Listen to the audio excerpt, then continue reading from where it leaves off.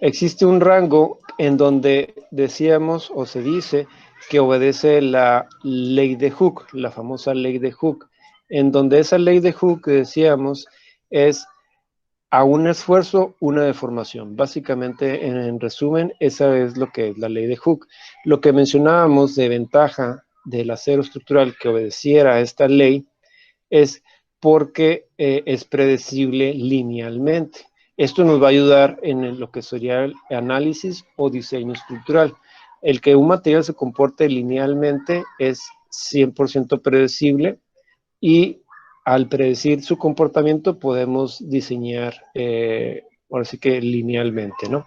Entonces, una de las ventajas que mencionábamos era que obedecía esa ley de Hooke, en donde hay un límite, le llamamos el límite proporcional elástico, era una de las preguntas, en donde hasta ese punto obedece la ley de Hooke y decimos que está en una zona elástica. ¿Qué quiere decir una zona elástica?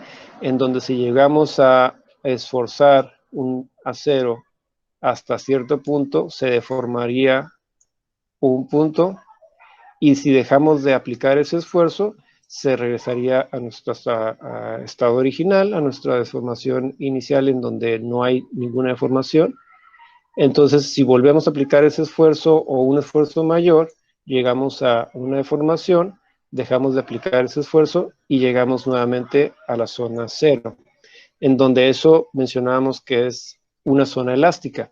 Entonces decimos que parte de las ventajas que mencionábamos del acero era esa elasticidad, esa uniformidad que decía la ley de Hooke, que obedece este material, de tal suerte que tenemos un punto que le llamamos esfuerzo de fluencia. Ese esfuerzo de fluencia es un punto muy importante en nuestro material porque es el esfuerzo máximo, vamos a ponerlo así, es el esfuerzo máximo en que podemos esforzar nuestro material, nuestro acero estructural, sin llegar a una deformación permanente, ¿no? Entonces, ese punto es muy importante para nosotros como estructuristas, para no llegar a ese punto, y si llegamos a ese punto, es saber su comportamiento y qué repercusiones tendría en nuestro sistema estructural. Otro punto que podemos encontrar, y esto es, imagínense que un elemento está sujeto a tensión, y así como hicieron en concreto reforzado, cuando hicieron una tecnología de concreto, que hicieron un tronado de cilindro, en donde aplicaban un esfuerzo de compresión, ustedes iban graficando, esa gráfica sería este esfuerzo de formación. Entonces, esta gráfica es a la tensión, en donde podemos ver que hay un punto en donde ya no se comportan linealmente, que mencionamos otra vez, es el límite proporcional elástico. Ese punto hay un esfuerzo de fluencia, ese esfuerzo de fluencia es el límite que nosotros vamos a considerar que se mantiene en una zona elástica. Eso es importante de saber. Y después de eso hay una zona plástica en donde no acepta, si se fijan, no acepta deformación alguna, digo, más bien no acepta más esfuerzo, y se mantiene en esa deformación.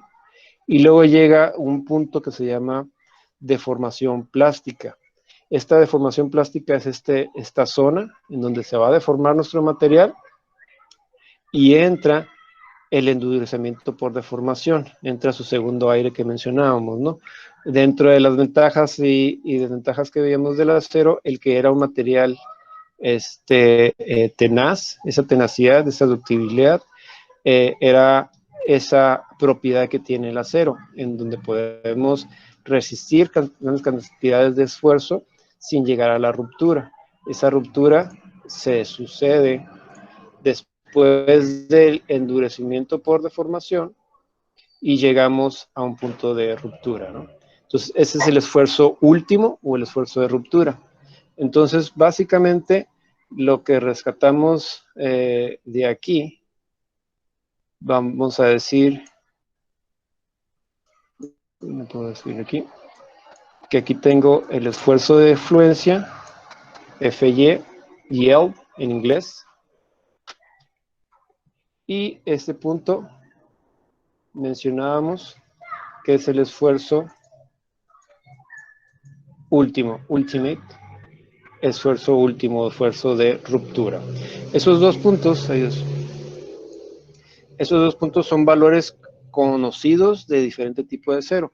Aquí abajito podemos ver el comportamiento o el diagrama de esfuerzo de formación de varios tipos de acero. Hablamos del F del 36 KSI, de 50 KSI, si se fijan, ya es una gráfica un poquito más representativa del tipo de acero. Esto es una gráfica genérica para encontrar los puntos. Pero sí podemos observar que ese endurecimiento de formación es gradual, ¿no? No es lineal, así como en este caso. La deformación se va logrando, puede aceptar más esfuerzo y se va logrando hasta llegar a esa ruptura, ¿no? ¿Hasta aquí hay alguna pregunta? Sí, Sí. profe, le puedo preguntar. Sí, adelante. Esa FY está dada en libras sobre pulgada al cuadrado. Afirmativo. ¿O en qué unidades? Sí, bueno, está dado en las unidades que le busques, ahora sí. Parte del cuestionamiento que hacíamos al inicio de del curso, o más bien una de las preguntas que hacía era ¿qué unidad vamos a estar manejando?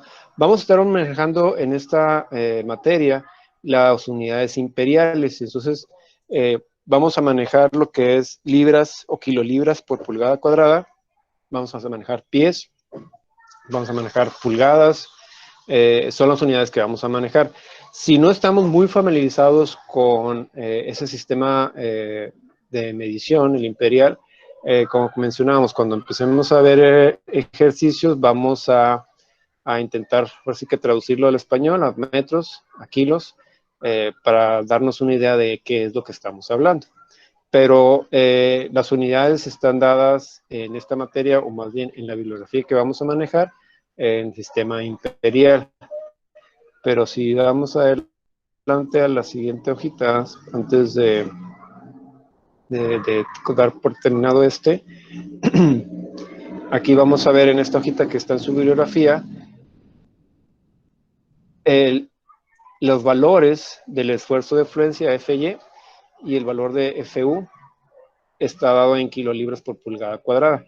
Si consultamos una bibliografía como el AMSA o el IMCA o algún otro sistema de métrico decimal, podríamos encontrar kilogramos por centímetro cuadrado. Nada más es una conversión a esto. Lo versátil, vamos a ponerlo así, del sistema inglés, este sistema imperial, por ejemplo, el acero A36 lo podemos correlacionar, que es de 36 kilolibras por pulgada cuadrada. Un acero grado 500 a 500 podemos relacionar, el más común es el de grado 50, al igual de otros grados que vamos a ver ahorita que lo vamos a explicar, ¿no? Pero básicamente, para contestar tu pregunta, en este curso las unidades que vamos a estar manejando son kilolibra por pulgada cuadrada. Ok, profe. Le quería hacer otra pregunta. Sí, adelante. Es sobre el comportamiento de las baja tensión. Yo solo se me viene a la cabeza como las tensoestructuras, pero no me imagino como ejemplo el que una viga, un elemento de acero, esté mecánicamente trabajando a tensión. No sé, darme un ejemplo así, porque, o sea, no me imagino algo, pero sí. Perfecto. Ok, tu pregunta va Quizá en enfocada... una estructura, ¿no? Sí, pero no. Sí, tu pregunta va enfocada más bien a definir los tipos de esfuerzos básicos, vamos a ponerlo así. Si bien nos explicaban en la primaria que había, o primero nos enseñaron a sumar, y luego nos enseñaron a restar, y luego nos enseñaron a multiplicar, y luego nos enseñaron a dividir, y luego entramos en ingeniería y nos enseñaron las transformadas de Laplace, la serie de Chan, todas las cosas más. Básicamente, y entendimos que nomás hay una operación básica, vamos a ponerlo así, que es la suma, ¿sí? La suma algebraica de números positivos o números negativos, pues ya es la resta. La suma repetitiva, pues ya estamos hablando de que es la multiplicación. Y la suma, ahora sí que para repartir lo que tenemos en la bolsa, pues ya le llamamos divisiones, ¿no? Pero básicamente estamos hablando de una operación matemática maestra, vamos a ponerlo así, ¿no? Hablando de esfuerzos, vamos a definir o se definieron esfuerzos básicos, que estamos hablando de que es tensión, compresión y cizallamiento o cortante, ¿sí? La flexión es una acción combinada de tensión y de compresión. Si vemos o queremos analizar lo que es una viga, vamos, anda un poquito lenta mi computadora. Ah, es que puse el grabador. Si vemos una viga, vamos a ver que una viga simplemente apoyada, vamos a ponerlo así, voy a ver que aquí. Voy a poner una viguita, simplemente apoyada. Hoy quiero dibujar con mi mouse y me dibujan. Que tiene una carga uniformemente repartida, en donde de primaria sabemos que esto va a tener una flexión más o menos así, ¿no?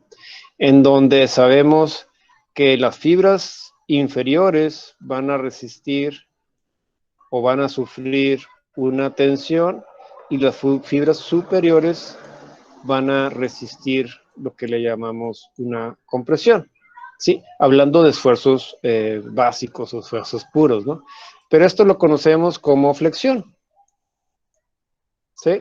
Esto lo conocemos como flexión, básicamente fibras trabajando con presión y fibras trabajando a tensión. Cuando veamos elementos sujetos a flexión, después de ver tensión y compresión, unidad 2 y 3, vamos a ver flexión, en donde es la acción combinada de estos dos esfuerzos primarios, en donde vamos a ver cómo vamos a resolver esto, ¿no? Pero básicamente, para contestar tu pregunta,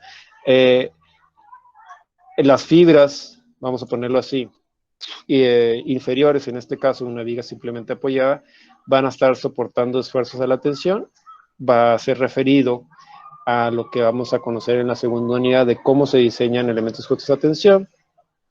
Las fibras superiores, en este caso, van a estar trabajando con presión. Vamos a referirnos cómo se diseña un elemento de acero sujeto a compresión combinado, que vamos a hacer en flexión. ¿Sí? ¿Quedó un poquito? Gracias, profe. Sí, perfecto. Sí, quedó más claro. Sí, sí, sí. Ok, bueno, vamos a ver eso a Gracias. su debido tiempo, pero qué bueno que lo traes a colación para empezar a meter dudas, ¿no? ¿Alguna duda al momento? Entonces, básicamente, el diagrama de esfuerzo de formación para darle la importancia de vida, este diagrama para nosotros como ingenieros estructuristas es una información primordial, vamos a ponerlo así, en el conocimiento y saber cómo se va a comportar el material. Este diagrama de esfuerzo de formación, ya sea en este caso a la tensión o a la compresión, como lo vemos en elementos de concreto, ¿sí? Nos va a decir o podemos predecir, como le decimos en diseño, el comportamiento de dicho material. Si nosotros conociéramos este diagrama de la madera, del vidrio, del aluminio, del titanio, del vibranium, de todos los materiales que a ustedes se les ocurra, si llegásemos a conocer este diagrama, lo podemos diseñar o podemos prevenir o proyectar su comportamiento a diferidos esfuerzos. Entonces, este diagrama o este conocimiento del material nos va a ayudar a diseñar. Entonces, le damos su importancia a esta información, remarcamos lo que necesitamos saber, o más bien puntos importantes de nuestro diagrama, cuando deja de comportarse elásticamente y cuándo se va a romper. Estos dos elementos, o más bien estos dos valores de cada material, que ahorita lo vamos a ver, nos van a decir o van a dictaminar nuestro diseño. Entonces, siguiendo adelante, en aceros estructurales, en su bibliografía, al igual que en la Biblia, esta es una reproducción, así que fidedigna de la Biblia, en donde podemos encontrar las especificaciones del ASTM. Acuérdense que el ASTM regula los materiales, ¿sí? Aquí podemos rescatar los tipos de acero estructural que podemos tener en la construcción, en donde ya decimos el carbono de baja o alta aleación, en donde las designaciones de ASTM vienen en una de las columnas, y este valor que estamos mencionando, el esfuerzo de fluencia y el esfuerzo último o de ruptura, perdón, viene dado en las otras columnas. Vienen también en esta misma tablita, viene qué series o qué perfiles podemos encontrar de dicho material. Si alcanzamos a percibir, hay cuadritos más negritos, hay grisecitos y hay cuadritos blancos. Si nos vamos un poquito más abajo de la tabla, podemos encontrar su designación, en donde el cuadrito más negrito es una especificación recomendada para el material, o sea, que vamos a encontrar, vamos a ponerlo así, fácilmente ese material con esa designación en el perfil que estamos buscando. La versión o la casilla grisecita dice otra especificación del material aplicable cuya disponibilidad deberá confirmarse antes de la especificación. O sea, antes de pedir este material, si estamos hablando de estos que están en grisecito, tendríamos que verificar si la zona, si el proveedor, si el fabricante lo está haciendo todavía o se está haciendo. Y de plano, la casilla en blanco es que no hay material disponible para esa especificación. Entonces, entendiendo esto y entendiendo que hay diferentes perfiles, que ahorita lo voy a encargar, es la tarea, vamos a encontrar perfiles W, perfiles M, perfiles S, perfiles HP, canales, MC canales y ángulos. Y los tubulares, redondos y rectangulares, los PTRs que conocemos, y tubos. Entonces, si buscamos, o más bien si analizamos esta tablita, podemos rescatar algo ahorita, ¿no? Parte de, vamos a decir, la bibliografía que estamos analizando, o de bibliografía de la quinta edición de este libro, retoma la ISC de la de la treceava, a partir de la 13ª edición. Ahorita estamos en la 15ª edición de la ISC, y retoma esos perfiles o esas especificaciones. Vale la pena mencionar que el acero A36, ahora sí que este lado del hemisferio en Estados Unidos, si pueden observar aquí en perfiles W, ya está como que en grisecito. Eso quiere decir que en acero A36 para perfiles W para aquellos que todavía no estamos familiarizados con esta designación, son básicamente casi todo el material que usamos en acero estructural. Son perfiles que le llamamos H's o I's, son esos tipos de perfiles que manejamos en traves o columnas, son W la mayoría. Ok, entonces habiendo dicho esto, podemos rescatar que en esta edición manejan o se dice que el acero W ya no tiene, o más bien, tiene poca material disponible. Hay que verificar primero si existe ese material en el mercado, ¿no?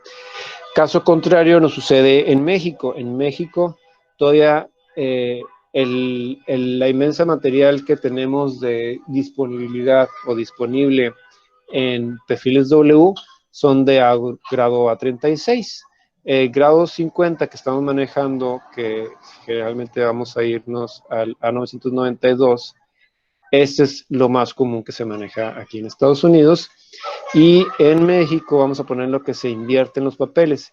Si nosotros quisiéramos un perfil W con grado 50, o sea, que resiste en vez de 36,000 kilolibras, 36 kilolibras por pulgada cuadrada, que resiste 50, o sea, más resistente todavía, tendríamos que pedirlo especialmente, A992. cosa que en Estados Unidos ya se maneja más común el grado 50, el A992, más común que el grado 36. ¿A qué se debe esto? Vamos a hablar un poquito más adelante de las asociaciones que rigen estos perfiles, en donde podemos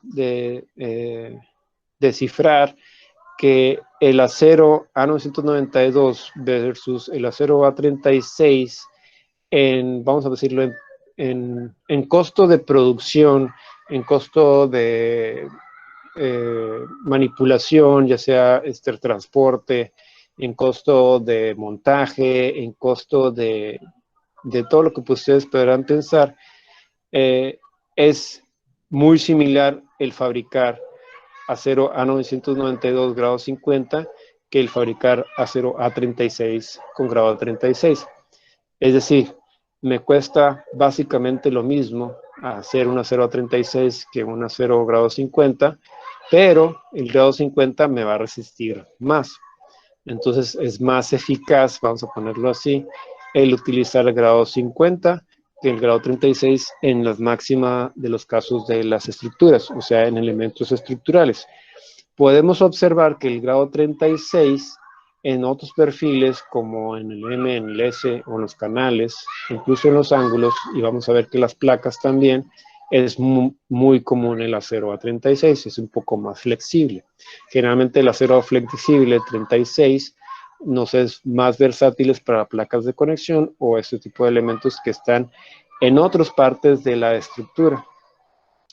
Entonces, habiendo dicho esto, podemos rescatar, insisto, que si ustedes se ponen a buscar este tipo de acero, en México vamos a encontrar que los papeles todavía están invertidos.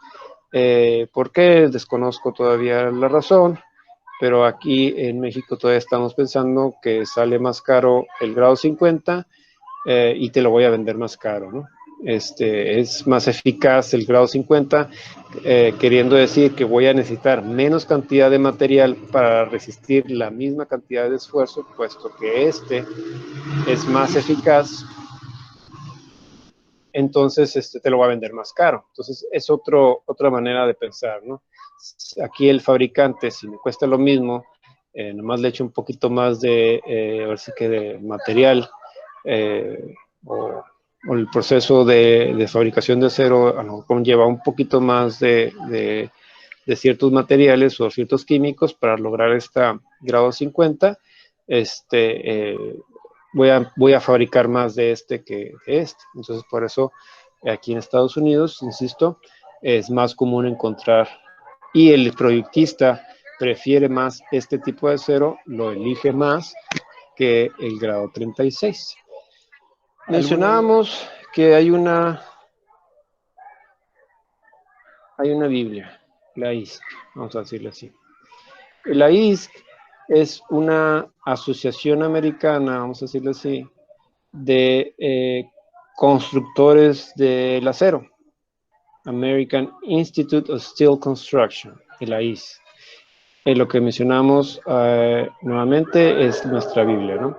Entonces estos camaradas, vamos a decirlo así, vamos a poner aquí, imagínense la mesa de esta sesión, son constructores. ¿Quién más está inmiscuido en la construcción de acero? El diseñador estructural. El inversionista o el dueño, ¿no? Está inmiscuido lo que sería la sociedad representada por el gobierno, vamos a ponerle reglamentación o legislación. Está representado, o hay una silla virtual, vamos a ponerlo así, de esta asociación de los fabricantes también, de los fabricantes. ¿Quién me falta? Constructores, diseñadores, fabricantes, legislador, sociedad, el proyectista, vamos a ponerlo, el de calidad. Ahora sí que los que a ustedes se les ocurra que viene en la construcción del acero estructural. Entonces, imagínense esta mesa redonda donde están incluidos todos sus camaradas y se logran y se sientan a llegar a ciertos acuerdos. ¿Qué acuerdos? En cómo estandarizar la industria de la construcción en acero. Y podemos nombrar esta específicamente en acero, retomando que existen otras como la IS, que es el de construcción de concreto reforzado, el de preesforzado es el PSI, Precast Concrete Institute, el PSI, el de prefabricados también, lo regula el PCI, Precast, ya sea preesforzado, pretensado, ya sea posttensado, pretensado. En fin, retomando la ISC como una de las instituciones que nos va a regir esta unidad, esta materia, perdón, pensemos en todos estos que se lo... Perdón. Pensemos en todos estos personas que están en esa mesa y todos estos llegaron o concordaron en que había que tener un orden. Antes, vamos a ponerlo así, los fabricantes de acero, de ahí la asociación anterior, que era no recuerdo el nombre, los fabricantes de acero eran los que estipulaban las especificaciones de cómo construir en acero. Pero era una mesa, vamos a ponerlo así, unilateral, ¿no? Nomás los fabricantes. Entonces, los fabricantes se ponían de acuerdo qué hacían y qué dejaban de hacer. No había un control, vamos a ponerlo así, como ya lo hay con el AISC, porque los fabricantes eran regionales también. Y vamos a poner el ejemplo, lo que se fabricaba en cierta región, no se fabricaba en otra. Entonces, si yo estaba diseñando de una región a otra, podía tener dificultades en encontrar o en proyectar secciones que se pudiesen encontrar en dicha región. ¿Ok? Entonces, después de que le tumbaron el puesto a los fabricantes de acero, el AIS entró a juego y dijeron, vamos a estandarizar algo. Y lo primero que empezaron a estandarizar era la nomenclatura, en donde esta nomenclatura tenía que ser algo, en ese entonces ya estaban empezando las computadoras, tenía que ser algo alfanumérico, vamos a ponerlo así, para poder denominar algo. Entonces, tenía que haber un nombre corto, un nombre que dijese todo lo que se tuviera que decir de este perfil. Entonces, llegaron a la conclusión de que una letra, ¿sí?, algunos números, nos podían decir todo lo que teníamos o todo lo que quisiéramos saber de un elemento. Entonces, llegaron a algo similar a esto. Vamos a poner el ejemplo de esta W, 14 por 99.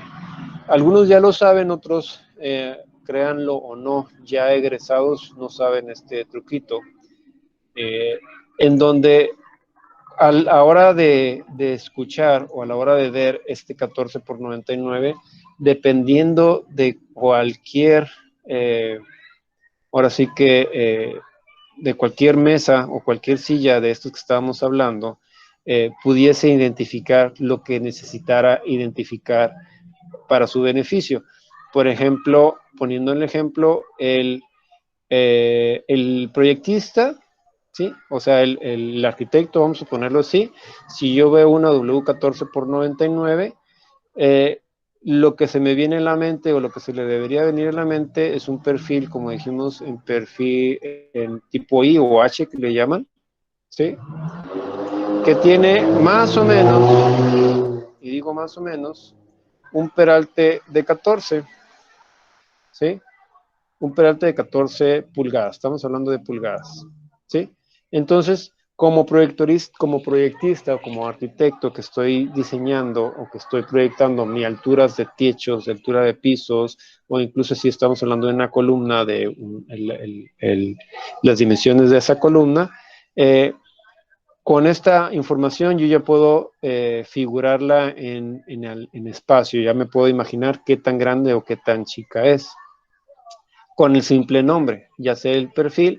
Si ponemos otro ejemplo, vamos a poner otro ejemplo aquí, un S igual, vamos a ponerle 14 por 68, no sé si exista.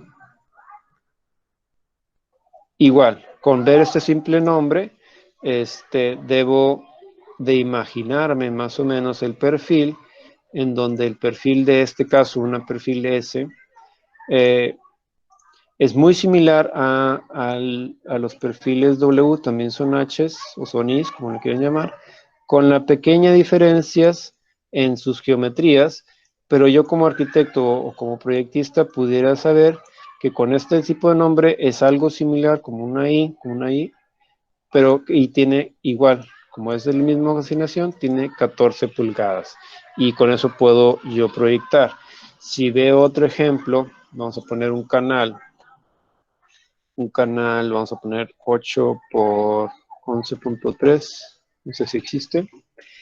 Un C, yo veo esta designación C y como proyectista, si ya sé eso que estamos hablando, puedo imaginarme que es un canal, o sea, es una C que tiene aproximadamente tiene 8 pulgadas de peralte. ¿Ok? Entonces, yo ya tengo lo que necesito saber, ¿sí? Si vamos a pensar que lo estoy viendo como no le puse aquí. Como el transportista, vamos a ponerlo aquí. Aquí no, ¿sí? El transportista. El que lo transporta o el que lo mueve o incluso, no lo puse tampoco aquí. Vamos a ver el analista de costo, ¿no?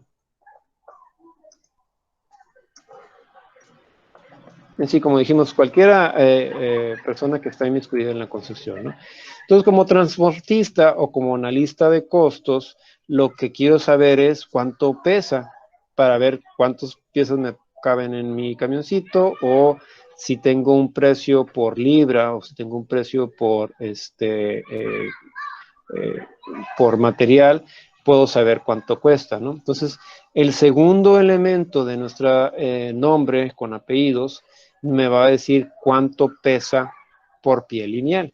Entonces, el segundo elemento que tenemos aquí me va a decir que si yo llegase a cortar este perfil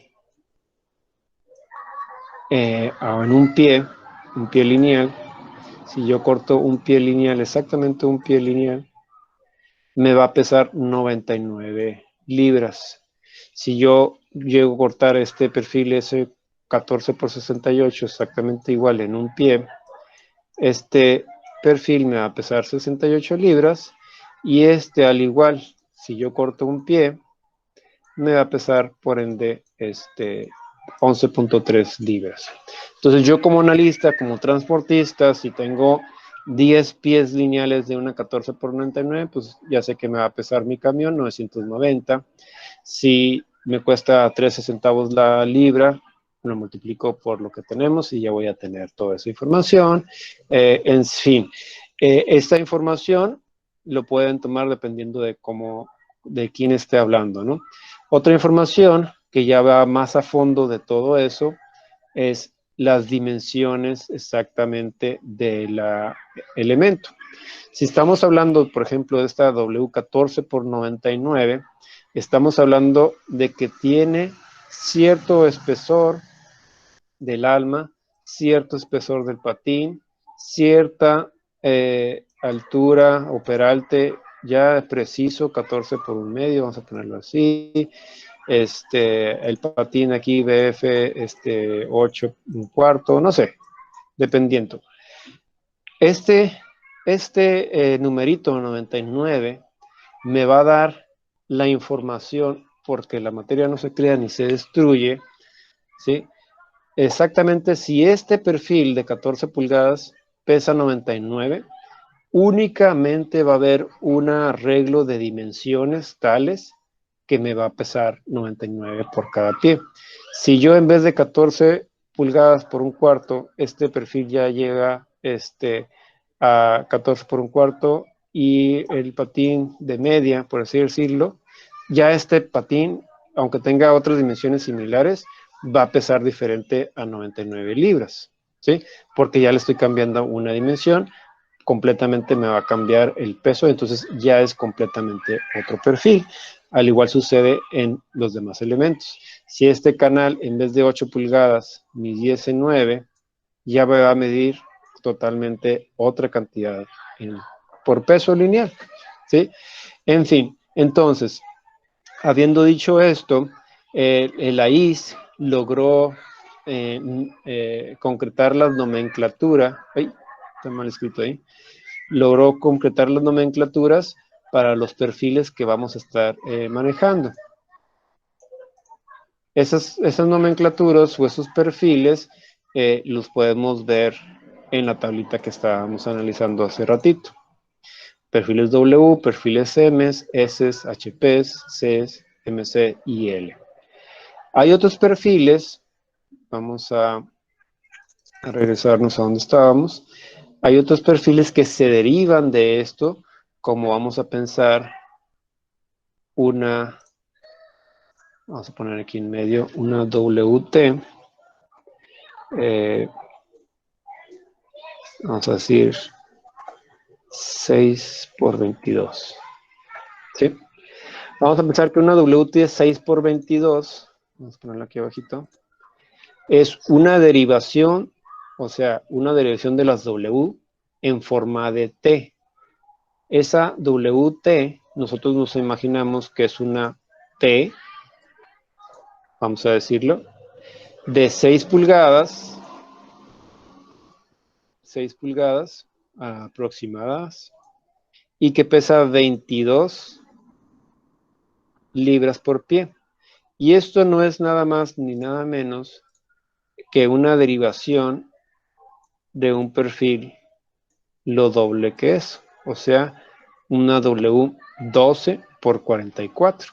Entonces una W6 por 22 es partir a la mitad una W12 por 44. De ahí sale este perfil W6 por 22. Son perfiles muy usados en armaduras, en algunos elementos, estas WTs,